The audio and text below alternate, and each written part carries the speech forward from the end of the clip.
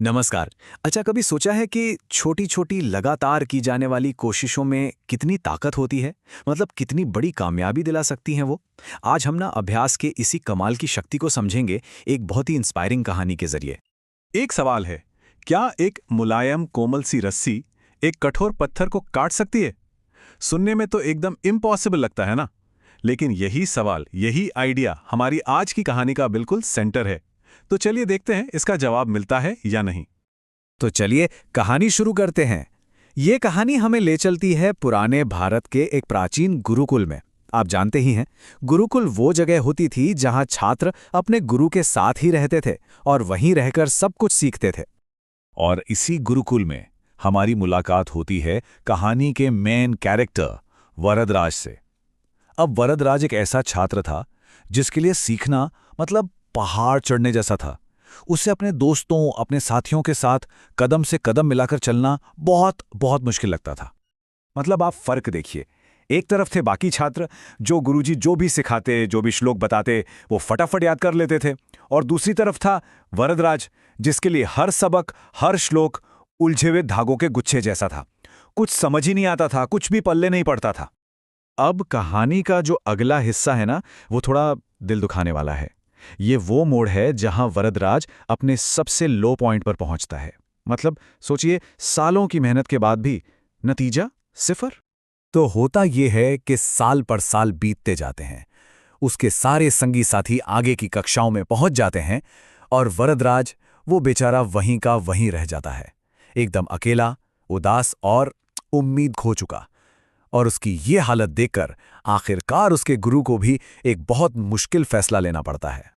जरा सोचकर देखिए, किसी भी स्टूडेंट के लिए यह सुनना कितना बड़ा झटका होगा। उसके गुरु ने उसे अपने पास बुलाया और कहा, बेटा, मैंने बहुत कोशिश कर ली, पर ऐसा लगता है कि पढ़ाई, ज्ञान ये तुम्हारी किस्मत में ही नहीं है। बेहतर होगा तुम अपने घर चले जाओ।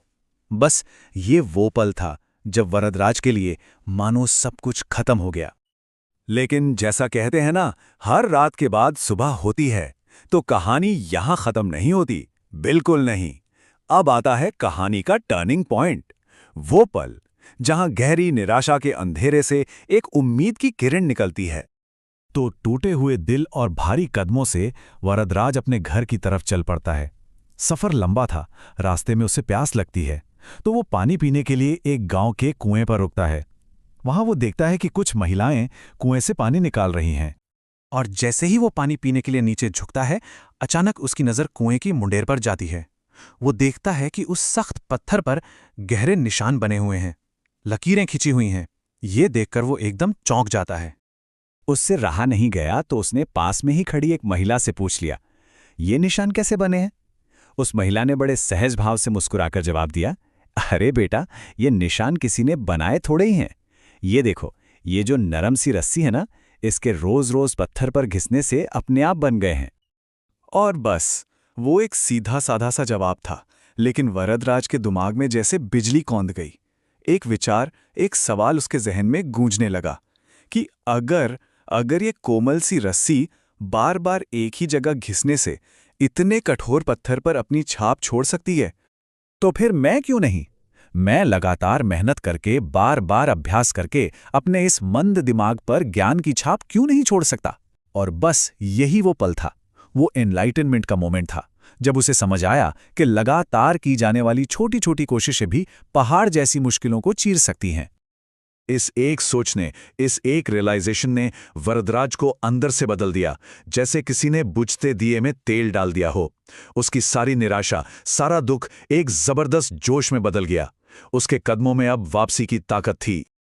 उसकी आंखों में अब एक अलग ही चमक थी, एक जिद थी। उसने घर जाने का ख्याल वहीं छोड़ दिया, एक पल भी नहीं गंवाया और उसी रास्ते पर वापस मुड़ गया, गुरुकुल की तरफ। उसका नजरिया, उसका मकसद, सब कुछ बदल चुका था। वो सीधा अपने गुरु के पास पहुंचा और इस बार उसकी आवाज में डर नहीं बल्कि आत्मविश्वास था। उसने कहा, गुरुजी, मुझे बस एक और मौका दीजिए। मैं मेहनत करूंगा, मैं रोज मेहनत करूंगा और मैं तब तक नहीं रुकूंगा जब तक मैं सब कुछ सीख नहीं जाता।